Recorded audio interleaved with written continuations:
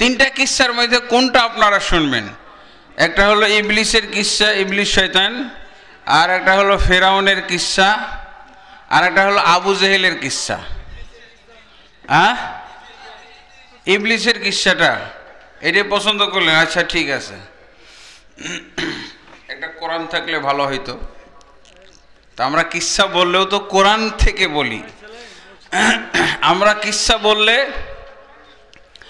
হাদিস থেকে বলবো, সহি হাদিস, আল্লাহর কিতাব কোরআন থেকে অথবা সহি হাদিস থেকে আমরা কিস্সা বলবো, যাতে করে কিস্সা থেকেও আমরা নির্ভুল একটা জ্ঞান পাই।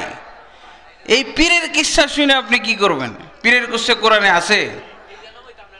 অমুক পীর সাহেব কি বলে আফ্রিকার জঙ্গলে গিয়ে ওলিয়া ওলিয়াদের সাথে মিটিং করে, বাঘের কিস্সা, ব্যাঙের কিস্সা, এগুলো শুনে কি করবেন? আসলে কিস্সা যেগুলো আল্লাহ শুনতে বলেছেন, আল্লাহ যেই কিস্সা বর্ণনা করতে বলেছেন সে হলো সত্য কিস্সা। তা আলহামদুলিল্লাহ কোরআনের কিস্সা, আমি যে তিনটা কিস্সার কথা বলেছি তার প্রত্যেকটাই কোরআন থেকে বলবো, কোরআন এবং কোরআনের তাফসির। তো আপনারা ইবলিসের কিস্সা, হ্যাঁ এটা যেহেতু একেবারে আমাদের মানব জাতির সূচনা লগ্নের শত্রু, প্রথম মানুষ, আমাদের আদি পিতা, মানব জাতির উৎস, তার সাথে কি ঘটিয়েছিল এগুলো আমাদের জানলে অনেক উপকার হবে। তারপরে আমি একটা ইবলিসের বিশেষ দিক নিয়ে আলোচনা করব, সব দিক না। সেটা হলো ইবলিসও আল্লাহর প্রতি এক ধরনের ঈমান পোষণ করত, কিন্তু এতটুক ঈমান পোষণ করা সত্ত্বেও সে ইবলিস এবং শয়তানুর রজিম হয়েই থেকে গেছে। শয়তানুর রজিম আমরা কোরআন তেলাওয়াত করলে শুরুতেই বলি কি আউযু বিল্লাহি মিনাশ শাইতানির রজিম, আমরা আল্লাহর কাছে পানাহ চাই বিতাড়িত শয়তান থেকে। তো এই হলো ইবলিস শয়তানের কিস্সা। আমি একটু আপনাদেরকে শোনাবো, যেই কিস্সার মধ্যে আমাদের ঈমান এবং ইসলামের উন্নতি ঘটবে। ঈমান এবং ইসলামের উন্নতি যদি না ঘটে, ঈমান এবং ইসলাম সম্পর্কে যদি আমরা নলেজ বৃদ্ধি না করতে পারি বা আমাদের নলেজকে কারেকশন না করতে পারি, তাহলে ওই কিস্সার কোনো দাম নাই। তো আলহামদুলিল্লাহ এখানে আল্লাহ তাবারক ওয়া তাআলা ইবলিস শয়তান সম্পর্কে সূরা আরাফের মোটামুটি 11 নম্বর আয়াত থেকে শুরু করে আল্লাহ তাবারক ওয়া তাআলা একেবারে 18 পর্যন্ত, সূরা আরাফের 11 থেকে 18 পর্যন্ত ইবলিসের ঘটনা উল্লেখ করেছেন। ইবলিস শয়তান এবং আদম আলাইহিসসালাতু ওয়াস সালামের ঘটনা উল্লেখ করেছেন। তো এখানে আল্লাহ তাবারক ওয়া তাআলা যে বিষয়টা এখানে উল্লেখ করেছেন তার মধ্যে একটা দিক আমি শুধু তুলে ধরব, সেটা হলো ইবলিস আল্লাহর কাছে বলেছিল আনা খায়রুম মিনহু, আমি আদমের চেয়ে উত্তম। খালাকতানি মিন নারিন ওয়া খালাকতাহু মিন তিন, আল্লাহ তুমি আমাকে সৃষ্টি করেছো আগুন থেকে, আর এই আদমকে সৃষ্টি করেছো মাটি থেকে। এটা সূরা আরাফের 12 নম্বর আয়াত। এখানে আল্লাহকে যে ইবলিস সৃষ্টিকর্তা মানল, তো ও কি মুমিন হয়ে গেল না? মুসলমান হয়ে গেল না? আল্লাহকে সৃষ্টিকর্তা স্বীকার যে করতেছে, হে আল্লাহ তুমি আমারও সৃষ্টিকর্তা আর এই আদমেরও সৃষ্টিকর্তা, আর আমাদের মানুষের মধ্যে যারা নাস্তিক ওরা কি সৃষ্টিকর্তা স্বীকার করে? মানুষ মুজাহিদুল ইসলাম, অমুক তমুক, কত সুন্দর সুন্দর নাম, কিন্তু ও সৃষ্টিকর্তাই মানে না, আল্লাহর অস্তিত্বই স্বীকার করে না। অথচ ইবলিস বলছে হে আল্লাহ, তুমি আমাকে আগুন থেকে সৃষ্টি করেছো আর আদমকে মাটি থেকে সৃষ্টি করেছো। এখন এত ইমানদার হয়ে গেল না, এই যে আল্লাহকে সৃষ্টিকর্তা মেনে নিল। কমপক্ষে তো আমরা এটা বলতে পারি যে এই যে আমাদের ঘরে কতগুলো মুক্তমনা এবং তারা প্রগতিবাদী এবং তারা অনেক সময় নাস্তিক হিসেবে আমরা তাদেরকে জানি, ওরা যে বলছে আল্লাহ বলে কিছুই নাই, সৃষ্টিকর্তা বলে কিছুই নাই, কমপক্ষে এই লোকগুলো, এই মুসলমান, এই মানুষগুলোর চাইতে তো ভালো ইবলিস, তাই না? আল্লাহকে সৃষ্টিকর্তা, তাহলে আমাদের দেশে সেই জঘন্য যারা ইবলিসের চাইতে খারাপ এই লোকগুলো বসবাস করে কিনা? আমাদের দেশে নাস্তিক, এখন তো মুসলমানের চাইতে নাস্তিকদের দাপট বেশি। মুসলমানদের চাইতে গত সরকারে বেশি, আরও বেশি ছিল, কিন্তু এখন পর্যন্ত তাদের দাপট কমে যায় নাই। বলেন তো, আমাদের মুসলমানের সংখ্যা হলো 93%, আর বাকি 7% কারা? ফেরেশতা। ওরা কি ফেরেশতা না ওরা কি বলবেন? বাঙালি মানুষ। হ্যাঁ, 93% মুসলমান, তো বাকি 7% এরা কি? কাফের। এরা কাফের, অমুসলিম।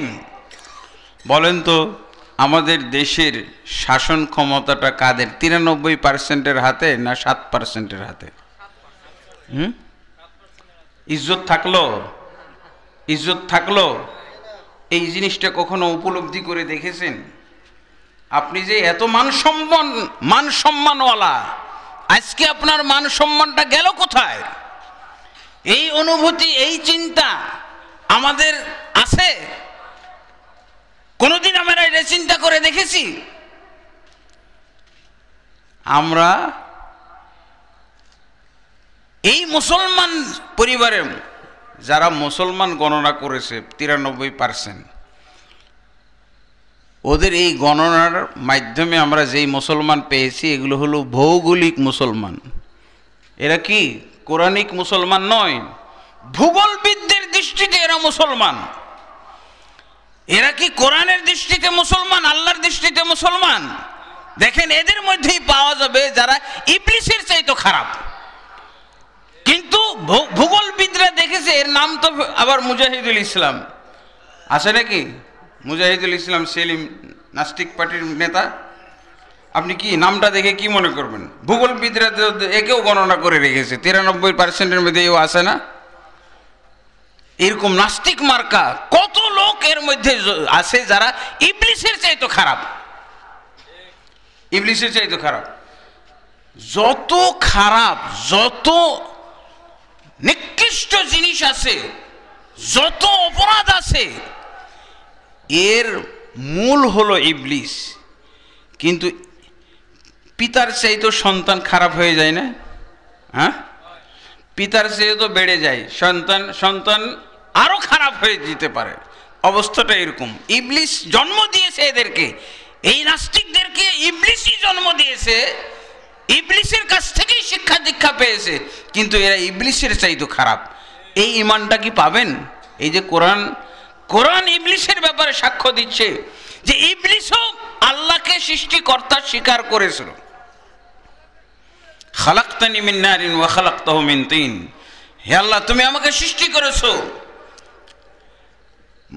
আগুন থেকে, আর আদমকে সৃষ্টি করেছো তুমি মাটি থেকে। আচ্ছা, এবার আসেন, নাস্তিক তো গেল, নাস্তিক তাহলে কি পাওয়া গেল? এই ইবলিসের কিচ্ছা থেকে, এই ইবলিসের ঘটনা থেকে জানতে পারলাম যে ইবলিসের চেয়েও নিকৃষ্ট হলো এই নাস্তিকরা। এবার আসেন, আচ্ছা, ইবলিস তো স্বীকৃতি দিল যে আল্লাহ তার সৃষ্টিকর্তা, আর ইবলিস হলো আল্লাহর মখলুক, আর আল্লাহ হলেন খালেক। এই ইমানের যে সম্পর্কটা আল্লাহর সাথে হলো, সৃষ্টিকর্তা মেনে নিল। এখন দেখি এই ইমানের সম্পর্ক, এই যতটুকু ইমানের সম্পর্ক পাওয়া গেল, এই সম্পর্কটা ইবলিস রক্ষা করলো কিনা এইটা একটু দেখা যাক। তাহলে আমরা এবার দ্বিতীয় শ্রেণীর মুসলমানকে আমরা খুঁজে বের করব। ইবলিসকে তখন আল্লাহ বলল, আচ্ছা ঠিক আছে, তুমি যখন আমাকে সৃষ্টিকর্তা মানো এবং আদমেরও সৃষ্টিকর্তা তুমি বলছো, তাহলে আমার কথা তুমি আমল করো। আল্লাহ কি বলেন? উসজুদ লি আদম, আদমকে সিজদা করো, বললেন না আল্লাহ? তখন ইমানদার তো ঠিকই, তুমি ইমানের ঘোষণা তো দিলে ঠিকই, এখন সেই ইমান অনুযায়ী আমলটা করে দেখাও। ফাসজুদ লি আদম, আদমকে সিজদা করো, আমি তোমাকে সিজদা করতে বলছি, তুমি সিজদা করো। আচ্ছা, আল্লাহ যাকে সিজদা করতে বলবে তাকে যদি সিজদা করে, তো এটা কাকে সিজদা করা? মূলত আল্লাহকেই করা হলো। যদি আল্লাহ বালুর ঢিবিকে সিজদা করতে বলে, তো এটাও কাকে সিজদা করা হবে? আল্লাহকে না? পরবর্তীতে আমাদের নবী সাল্লাল্লাহু আলাইহি সাল্লাম শেষ নবী, তার মাধ্যমে মানুষকে সিজদা করা সম্পূর্ণরূপে হারাম করে দেওয়া হয়েছে। মানুষকে সিজদা করা যাবে না। আমাদের নবীর আগ পর্যন্ত একটা সিজদা জায়েজ ছিল, সেটা কোনটা? সেটা হলো তাজিমের সিজদা, সেটা হলো সম্মানের সিজদা, ইহতিরামের সিজদা, মর্যাদা দেওয়ার সিজদা। এই সিজদাটা জারি ছিল মুহাম্মদ সাল্লাল্লাহু আলাইহি সাল্লামের পূর্ব যুগ পর্যন্ত, পূর্বের নবীদের মধ্যে। কিন্তু মুহাম্মদ সাল্লাল্লাহু আলাইহি সাল্লামের মাধ্যমে এই তাজিমেরও সিজদাটা নিষিদ্ধ হয়ে গেছে, নাজায়েজ, হারাম হয়ে গেছে। এটা নবী মুহাম্মদ রাসূলুল্লাহ সাল্লাল্লাহু আলাইহি সাল্লামকে কেউ যদি সিজদা করে, এটাও নাজায়েজ, হারাম, শিরক। তা আল্লাহ কি বললেন? উসজুদ লি আদম, তুমি যে আমাকে সৃষ্টিকর্তা মেনে নিয়েছো, হ্যাঁ, তাহলে এবার তার সত্যতা প্রমাণ করো, তুমি আদমকে সিজদা করো। আদমকে সিজদা করা মানে আল্লাহকে সিজদা করা না। আল্লাহ যাকেই সিজদা করতে আদেশ দিবে তাকেই সিজদা করলে আল্লাহকে সিজদা করা হলো। মাঝখানে শুধুমাত্র এটা একটা মাধ্যম, এটা মিডিয়া মাত্র। কিন্তু ইবলিস কি করলো? সে বলল আবা ওয়াস্তাকবারা ওয়া কানা মিনাল কাফিরিন। সে অস্বীকার করলো, অহংকার করলো, আর সে কাফেরদের অন্তর্ভুক্ত হয়ে গেল। তাহলে ইমানদার এবার কাফের হয়ে গেল। ইমানদার কাফের হইল কোন জায়গায় এসে? ইমান আছে ঠিকই, ইমান অনুযায়ী আমল না করার কারণে সে কাফের হয়ে গেল। আমাদের দেখা যায় যে শুধু নাস্তিকরাই ইবলিসের চাইতে খারাপ না, ইবলিসের চাইতে খারাপ না, যারা নাস্তিক না, যারা আল্লাহকে স্বীকার করে, তাদের মধ্যে কয়জন আল্লাহকে সেজদা করে? নিয়ম মাফিক কয়জন সেজদা করে আল্লাহকে? আমাদের বাংলাদেশে এই যে একটা বই আমি লিখেছি, আছে কিনা এখানে, নামাজ পরিত্যাগকারীর বিধান, এই বইয়ের মধ্যে পাওয়া যাবে বাংলাদেশে 98% বেনামাজি। বলেন তো, ইবলিস খারাপ হলো একটা সেজদা না করার কারণে। আর বাংলাদেশে এই যে 93% মুসলিম বলতেছি, 93% মুসলিমের মধ্যে 98% হলো বেনামাজি। এরাও তো বলে আল্লাহর প্রতি আমার ঈমান আছে, তো তোমার সালাত কই? 93% মুসলমান, তোমার 5 ওয়াক্ত সালাত কই আছে? তো ইবলিসের ঘটনার মধ্যে আমাদের উপদেশ আছে না? ইবলিস একটা সেজদা করে নাই, আর আমি দৈনন্দিন কতগুলো সেজদা থেকে বিরত থাকছি, কতগুলো সেজদা অমান্য করছি, কতগুলো সেজদাকে আমি অ্যাভয়েড করে চলেছি। 5 ওয়াক্ত সালাত আমরা পড়ি না।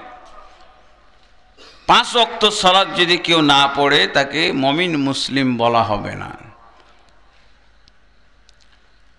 পুরোপুরি 5 ওয়াক্ত সালাত যখন কেউ পড়বে, তখনই কেবলমাত্র তাকে মুসলিম বলা হবে। রাসূলুল্লাহ সাল্লাল্লাহু আলাইহি ওয়াসাল্লামের হাদিস সহিহ মুসলিম এবং সুনানের কিতাবের মধ্যে আছে, রাসূলুল্লাহ সাল্লাল্লাহু আলাইহি ওয়াসাল্লাম বলছেন, বাইনাল আবদি ওয়াল কুফরি ওয়াশ শিরকি তারকুস সালাহ। আল্লাহর বান্দা এবং কাফের মুশরিকের মধ্যে পার্থক্য হলো সালাত ত্যাগ করা। আল্লাহর বান্দা, তাহলে আল্লাহর বান্দা কি হবে? যে সালাত পড়ে, যে 5 ওয়াক্ত সালাত পড়ে। সালাত পড়া মানে সবসময় ধরতে হবে 5 ওয়াক্ত সালাত পড়া। আপনারা একজনকে মেট্রিক পাস ধরেন, কখন মেট্রিক পাস মানে কি 10 সাবজেক্টেই পাস করেছে, তাই না? এক সাবজেক্ট যদি ফেল করতো সে পাস হইতো? এরকম ভাবে আল্লাহ তাআলার কম্পালসারি সাবজেক্ট একটাতেই যদি ফেল করে তাহলে ওকে জীবনে মেট্রিক পাস বলা যাবে না, কেউ বলবেও না, ও নিজেও বলে না। আমি অনেক সময় তাজ্জব হইতাম যে এই লোকটা নিজের এরকম ইজ্জত নষ্ট করতেছে কেন? পরিচয় দেয় আমি মেট্রিক ফেল, আমার মাথায় ধরে না। আরে এটা গোপন কর, তুই যে ফেল তুই এটা বলছিস কেন? মেট্রিক ফেল হওয়ার জন্য কি যোগ্যতা লাগে? একটা সাবজেক্ট ফেল করলি শেষ। একটা সাবজেক্টে পাস মার্ক পায় নাই, এরই নাম হলো মেট্রিক ফেল, তাই না? কম্পালসারি সাবজেক্ট, অপশনাল সাবজেক্ট অতিরিক্ত এই সাবজেক্টে ফেল করলে ফেল হয় না। কম্পালসারি একটা সাবজেক্টে যদি কেউ ফেল করে তাহলে সেই হলো ফেল, তাই না? তা আমি আশ্চর্য হই, খুব বিরক্ত লাগতো। এর রহস্যটা কি? এই লোকটা পরিচয় দিচ্ছে আমি মেট্রিক ফেল, এটা তো বেইজ্জতি কথাবার্তা। পরে আমি ব্যাখ্যা শুনলাম, ব্যাখ্যা বুঝলাম যে ও মেট্রিক ফেলের মাধ্যমে বুঝাইতে চাইছে যে ও ক্লাস 10 পাস, ক্লাস 10 পর্যন্ত পড়েছে। কিন্তু যদি মেট্রিক ফেল না বলে, দেখছেন এখানেও একটা উপকারিতা আছে, এখানেও তার একটা সম্মান নিহিত আছে। মেট্রিক ফেল বলা তো একটা সম্মান আছে, মানে ও এত অশিক্ষিত না, ও 3-তে ফেল না, ও 5-এ ফেল না, ও 8-এ ফেল না, ও কোথায় ফেল হয়েছে? একবারে ক্লাস 10 পড়ার পর ফেল হয়েছে। তার মানে কিছুটা শিক্ষা দীক্ষা পড়াশোনা আছে, যোগ্যতা আছে। হ্যাঁ, এই হলো রহস্য। এইরকম নামাজির ক্ষেত্রে একজনকে ফেল বলা হবে, ফেল মানে বেনামাজি বলা হবে কখন? যখন সে 5 ওয়াক্তের মধ্যে যে কোনো এক ওয়াক্ত ত্যাগ করবে। ক্লিয়ার হয়েছে? তাহলে ইবলিস কয়টা সাবজেক্ট, সে একটাই মাত্র তাকে সিজদা করতে বলা হয়েছিল, ওটা করে না। অথচ এই 93% মুসলমানের মধ্যে 98%ই যদি 5 ওয়াক্ত নামাজ না পড়ে, আপনি কখন এই গণনাটা কখন করবেন? ফজরের টাইমে গিয়ে করবেন। বাইতুল মোকাররম থেকে শুরু করেন, হ্যাঁ, বাংলাদেশের জাতীয় মসজিদ থেকে শুরু করেন, তারপরে ইন্না লিল্লাহি ওয়া ইন্না ইলাইহি। এক জায়গায় গেলাম মানিকগঞ্জে ওয়াজ করতে, তো ওই লোকটা আর কি নামাজি, তো বলছে আমার দাদাকে এই গ্রামের মানুষেরা মুন্সি বলতো। কেন? আমার দাদা শুধুমাত্র এই গ্রামের মধ্যে জুমার নামাজটা পড়তে অমুক গ্রামে যাইতো। আমাদের গ্রামে কোনো নামাজই ছিল না, শুধু আমার দাদা অমুক গ্রামে জুমার নামাজ পড়তে যাইতো, এই কারণে গোটা গ্রামবাসী আমার দাদাকে মুন্সি বলতো। 5 ওয়াক্ত, এই মুন্সিও 5 ওয়াক্ত নামাজ পড়েন, শুধু জুমার নামাজ পড়ার কারণে তাকে মুন্সি বলে। আর আমাদের দেশে তো জানেন, আমি সত্য কথাটা বলে ফেলবো, এই যে আমি বক্তব্য দিচ্ছি, বক্তা, এই বক্তাদের মধ্যে বহু বক্তা আছে বেনামাজি বক্তা, আপনারা জানেন না। ওই যে একটা মরে গেছে, ওর জন্য দোয়া করা যাবে না। কি ভৈরবী, রিক্সাওয়ালার গজল শুনতো। পাক্কা বেনামাজি যারা, ওর গজল, ওর ওয়াজ শুনতো। কারণ কি? ও যদি 1 কোটি বছরও ওয়াজ করে, একটা নামাজি তৈরি হওয়ার কোনো সম্ভাবনা নাই। আগে বিদায় হয়ে চলে গেছে, ভালো কথা। অনেক বাতিল কথা শোনা থেকে মুসলিম জাতি রেহাই পেয়ে গেছে, বেঁচে গেছে। এই লোকটাকে দেখলাম, একটা ডায়ালগ আছে ইউটিউবে, এখন আছে কিনা জানি না, আমি নিজে এই ডায়ালগটা দেখছি। তাকে মাহফিল কর্তৃপক্ষ ধরছে যে হুজুর আপনি যে ওয়াজ করে বেড়ান, তা আপনি নামাজ পড়েন না কেন? সব মাহফিল কর্তৃপক্ষের কাছে ধরা পড়ে গেছে, ও নামাজ পড়ে না, বেনামাজি বক্তা। ওকে এই যে, হ্যাঁ, রুমের মধ্যে আটকাইছে। এই যে দেখেন বক্তা, এই বক্তা মানুষ ইউটিউবের মধ্যে মাহফিল কর্তৃপক্ষের চোখে পড়ে গেছে, ধরা পড়ে গেছে। বলছে হুজুর আপনি যে ওয়াজ করে বেড়ান, নিজে নামাজ পড়েন না কেন? এই যে আপনি আসর, মাগরিব, এশা এক ওয়াক্ত নামাজও পড়লেন না, আপনি তো নিজেই বেনামাজি, ওয়াজ করেন কেন? আবার মানুষকে ধোঁকা দেন, ওয়াজ করার উপরে আবার টাকাও নিচ্ছেন। তা আপনার এই ওয়াজে কি লাভ বলেন? আপনি নিজেই নামাজ পড়েন না, তো মানুষকে কি ওয়াজ করতে আসছেন? বেনামাজি বানাইতে আসছেন আপনি? বেনামাজি বানানোর যদি দরকার থাকে তাহলে আপনার মতো বক্তার দরকার পড়ে। তো বলছে আমি বাড়ি যেয়ে পড়ে ফেলবো। স্বীকার করছে কি বাড়ি যেয়ে পড়বে, মানে তাহলে ও যে নামাজ চোর বোঝাই যাচ্ছে।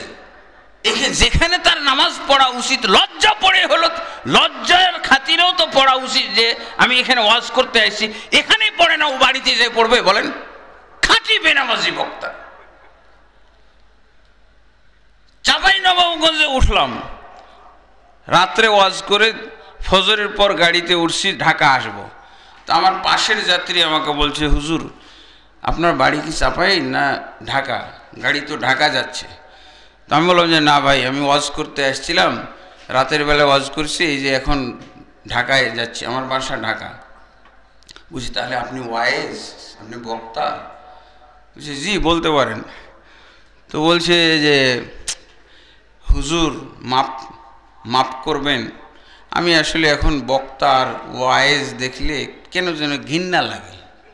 কি হয়েছে ভাই? আমি তো ওয়াজই করিনি, আমার ওয়াজও শোনেননি, তা আপনি আমাকে এই কিস্সা শোনাইতেছেন কেন? তো বলছে আমাদের এলাকায় একজন বক্তা আসে, সেই বক্তার জন্য এইসব প্যান্ডেল করা চলবেই না, কমপক্ষে 10-20 গুণ বড় প্যান্ডেল করতে হবে। এত মজা পায় লোকজন ওর ওয়াজ শুনে, এত মজা পায় যে কমপক্ষে 50,000-এর কম শ্রোতা হয় না। অথচ আমি মাহফিল কর্তৃপক্ষকে বললাম যে আজকের এই প্রধান বক্তাকে, আমিও ওনার ওয়াজ অনেক শুনছি, খুব মজা লাগে। তা আমি মাহফিল কর্তৃপক্ষের কাছে আবেদন করলাম যে এই ওয়াইজের আপ্যায়নের যদি দায়িত্বটা আমাকে দিতেন, আমার খুব ইচ্ছা যত রকমের খাবার আইটেম করা যায় এই বক্তাকে পাইলে আমি সব রকমের খাবার আইটেম করে তাকে খাওয়াবো ইচ্ছা মতো। তা আমি আবেদন করে বক্তাকে নিয়ে গেলাম, সেই জোহর থেকে জোহরের খানা খাওয়াইলাম, জোহরের পরে আসর গেল, মাগরিব গেল, এশা গেল, হ্যাঁ, এক ওয়াক্ত নামাজও পড়ল না, এক ওয়াক্ত উনি নামাজ পড়ল না। অথচ উনি দাবি করে 22,000 হাদিসের হাফেজ, বুঝেছেন? হ্যাঁ, ওই যে বলতেছে ওর নামই নাকি 22,000ই বক্তা, এক ওয়াক্ত নামাজও পড়লো না। আমার চরম ঘৃণা হলো, কি যে বলবো এই বক্তাকে। সেদিন থেকে আর আমি বক্তা দেখতে পারিনি, এক ওয়াক্ত নামাজও পড়লো না। এই বক্তা আবার প্রায় দাবি করতো কি যে আমি শেখ হাসিনার চাচা, শেখ হাসিনার, এই জন্য মানুষকে, অন্য বক্তাদের ভয় দেখাইতো, অন্য বক্তা মাহফিল কর্তৃপক্ষকে ভয় দেখাইতো যাতে রেট কম না দেয়, ভেজাল না করে। এই জন্য বলতো আমি শেখ হাসিনার চাচা, শেখ হাসিনা আমার ভাতিজি। এটা প্রায় সব মাহফিলেই বলতো।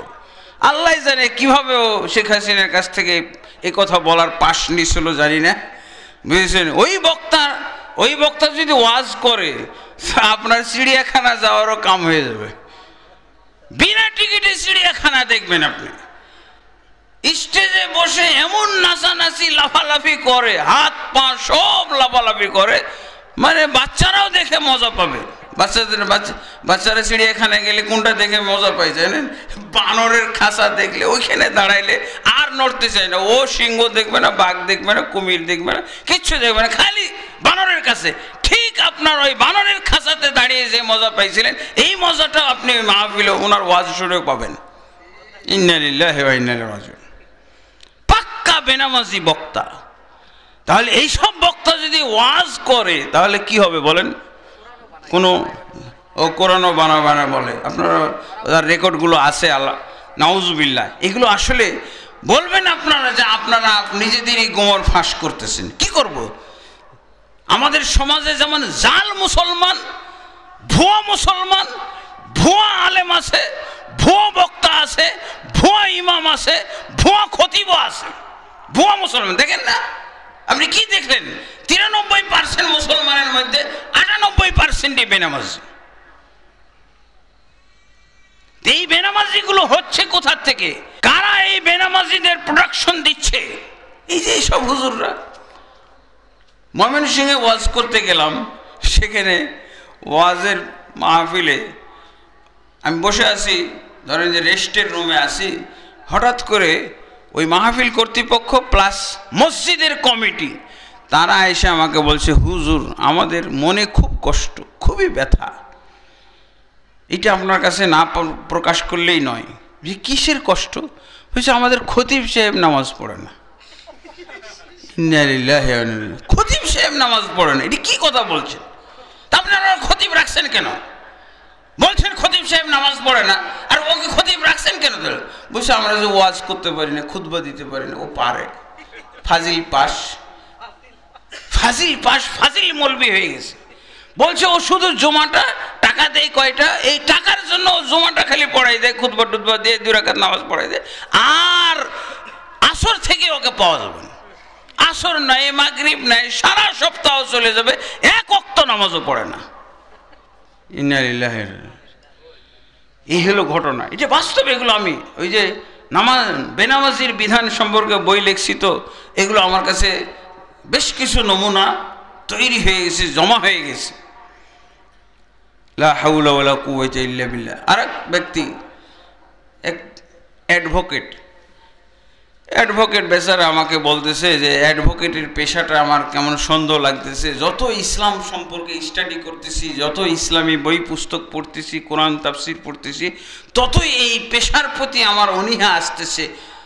ভাই, এই যে অ্যাডভোকেটগিরি করতে গিয়ে সত্যকে মিথ্যা, মিথ্যাকে সত্য, মার্ডার কেসের আসামিকে মানে নিরপরাধ সাব্যস্ত করা, এই পেশা কি আর হালাল হইতে পারে? তা আমি ছেড়ে দিলাম।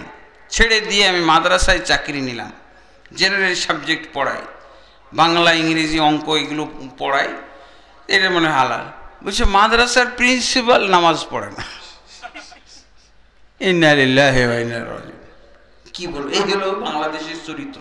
এমনি কি 98% বেনামাজি হয়েছে? এদের এই বেনামাজি তৈরিতে হুজুরদের ভূমিকা আছে, ইমামের ভূমিকা আছে। আর আপনি তো জানেন পীর সাহেবেরা নামাজ পড়ে। আমাদের দেশে যে পীর মুর্শিদ, এরা কি নামাজ পড়ে? হ্যাঁ, সব ইবলিস পার্টি। ইবলিস একটা সিজদা করে না, এরা পীর মুর্শিদ হয়েও নামাজ পড়ে না। এই যে মাইজ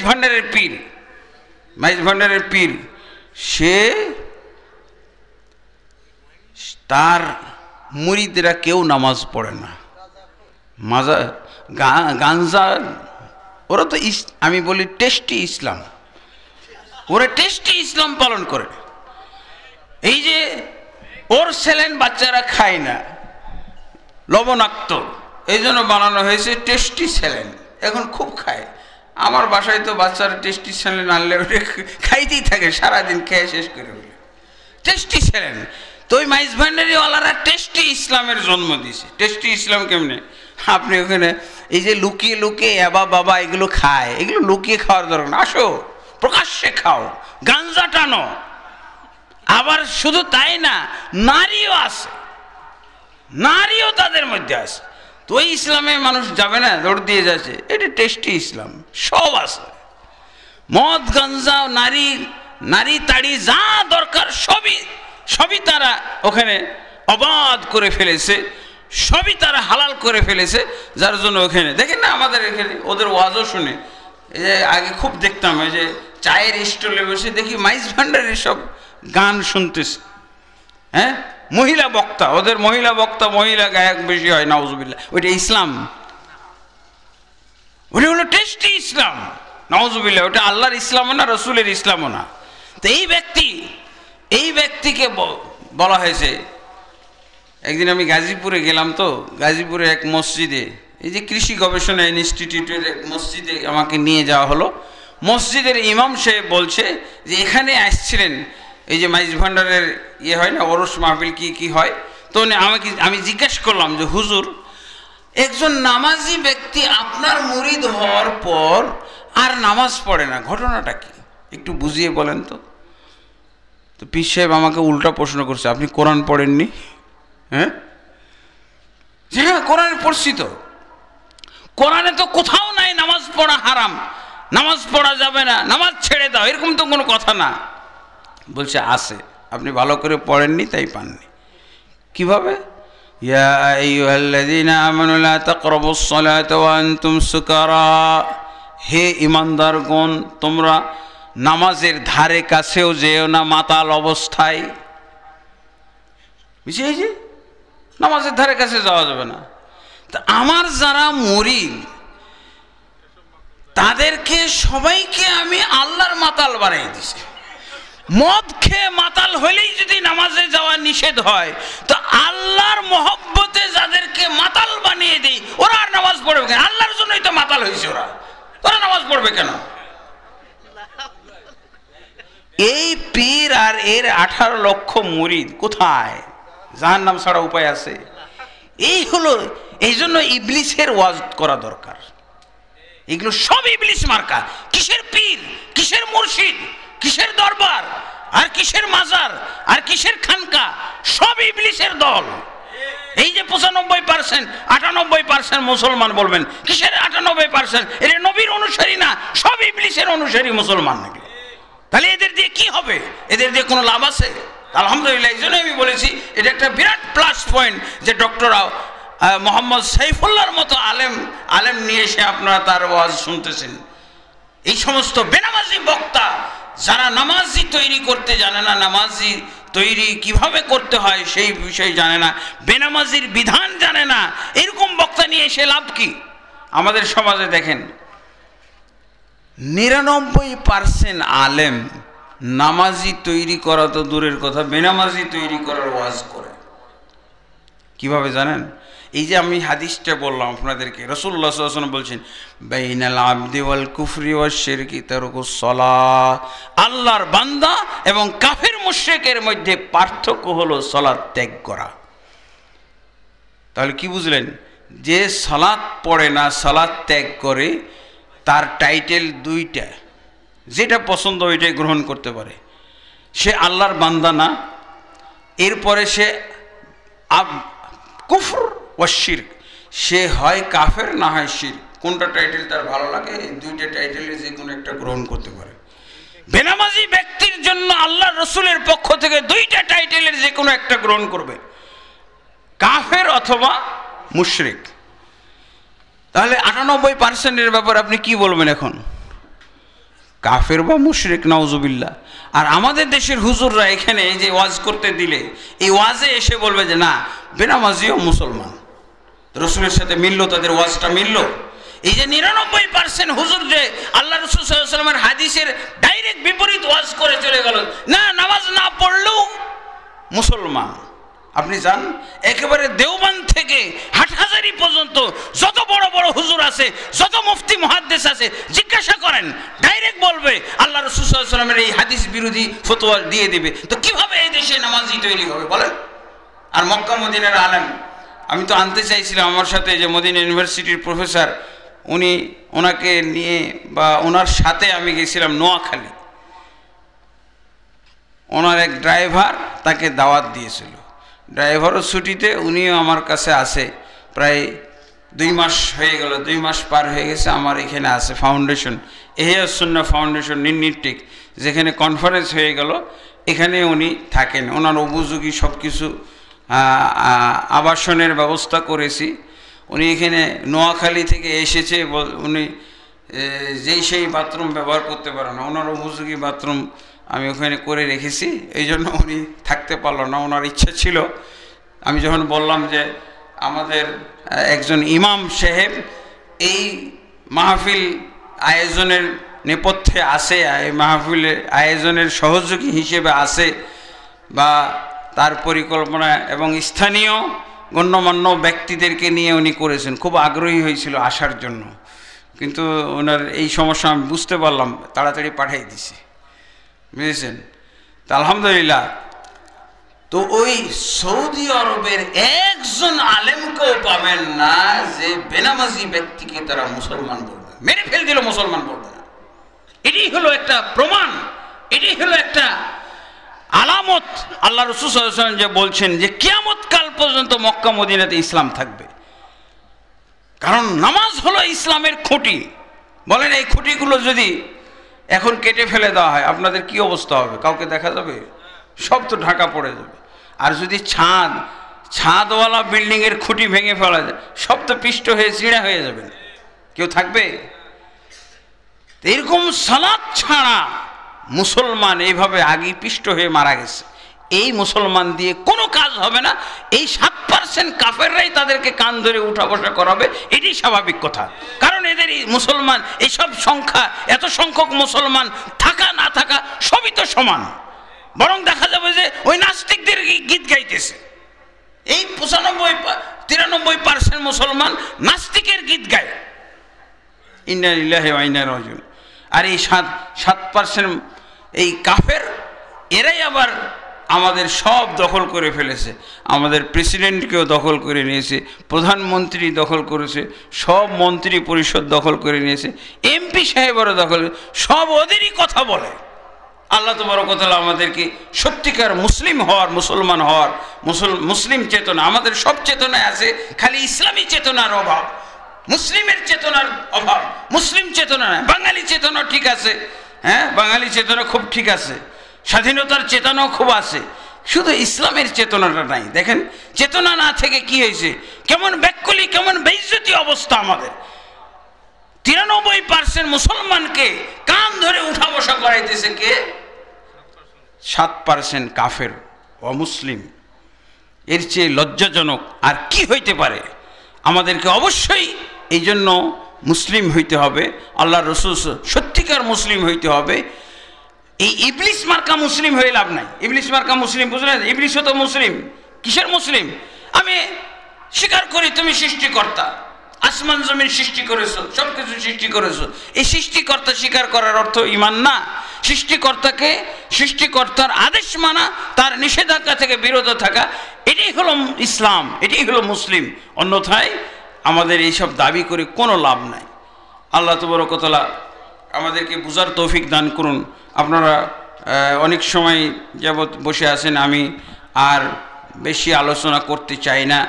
আমি ইবলিসের ঘটনা অবলম্বনে আপনাদের উদ্দেশ্যে আমাদের বর্তমান সমাজের একটা চিত্র তুলে ধরলাম, যাতে করে আমরা এই সমাজটাকে কোথা থেকে সংস্কার শুরু করব, এই সমাজের কোথায় সমস্যা তৈরি হয়ে আছে, এইটা আমরা যাতে চিহ্নিত করতে পারি এবং এখান থেকে আমরা যেন বের হয়ে আসতে পারি, আমরা যেন হেদায়েত প্রাপ্ত হইতে, সত্যিকার মুসলিম হইতে পারি।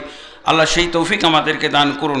আমি আর বেশি সময় নিচ্ছি না, সব দোয়া করে আমি আমার আলোচনা শেষ করছি। আল্লাহুম্মা আসলিহ লানা দীনানা আল্লাযী হুয়া ইসমাতু আমরিনা ওয়া আসলিহ লানা দুনিয়ানা আল্লাতী ফিহা মাআশুনা ওয়া আসলিহ লানা আখিরাতানা আল্লাতী ফিহা মাআদুনা ওয়াজআলিল হায়াতা জিয়াদাতান লানা ফি কুল্লি খাইর والموت راحة لنا من كل شر. اللهم أعز الإسلام والمسلمين وأذل الشرك والمشركين ودمر أعداءك أعداء الدين يا رب العالمين. اللهم أصلح ولاة وعلماء وعامة المسلمين وخذ بنواصيهم إلى صراطك المستقيم يا حي يا قيوم برحمتك نستغيث. اللهم اغفر لنا وللمؤمنين والمؤمنات والمسلمين والمسلمات الأحياء منهم والأموات إنك سميع قريب مجيب الدعوات برحمتك يا أرحم الراحمين آمين. سبحانك اللهم وبحمدك أشهد أن لا إله إلا أنت أستغفرك وأتوب إليك.